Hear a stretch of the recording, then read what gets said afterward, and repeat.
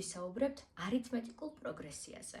რიცხვით მიმდევრობას, რომელშიც ყოველი მომდევნო წევრი მიიღება წინა წევრის ერთი და იგივე სიდიდით გაზრდით, ეწოდება არითმეტიკული პროგრესია.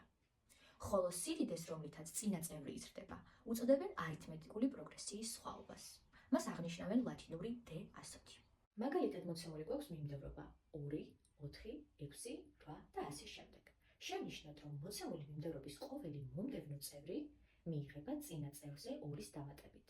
ამ მონაცემებზე დაყრდნობით ჩვენ შეგვიძლია დავასკვნათ, რომ მოცემული მიმდევრობა არის არითმეტიკული პროგრესია, ვინაიდან მისი ყოველი მომდევნო წევრი მიიღება წინა წევრზე ერთი და იმავე სიდიდის დამატებით. პირველი წევრი A1 არის 2-ის ტოლი და არითმეტიკული პროგრესიის სხვაობა D არის 2. იმის მიხედვით, თუ როგორი სიდიდეა D არითმეტიკული პროგრესიის სხვაობა, განარჩევენ 3 შემთხვევას. თუ D მეტია 0-ზე, ანუ თუ D დადებითია, მაშინ პროგრესია ზრდადია.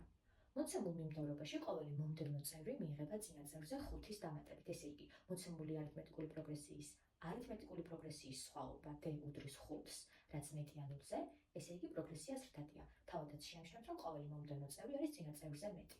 მეორე, თუ D ნაკლებია 0-ზე, ანუ თუ D უარყოფითია, მაშინ პროგრესია იქნება კლებადი.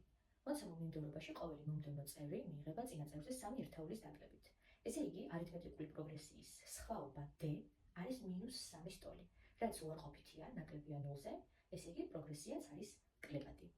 მესამე შემთხვევა, თუ D უდრის 0-ს, მაშინ პროგრესია იქნება მუდმივი. ყოველი მომდევნო წევრი მიიღება თუ წინა წევრს დავუმატებთ 0-ს. ესე იგი, პირველი წევრი განმეორდება სულ, მუდმივი იქნება. დღეისათვის სულ ეს იყო. იმედი მაქვს, რომ ინფორმაციული ვიდეო გამოგვივიდა. არ დაგაუწყეთ, რომ მოიწონოთ ის და გამოიწეროთ ჩემი გვერდი, რათა არ გამოგრჩეთ მომდევნო ვიდეოები, სადაც ვისწავლით ძალიან მნიშვნელოვან ფორმულებს არითმეტიკული პროგრესიიდან.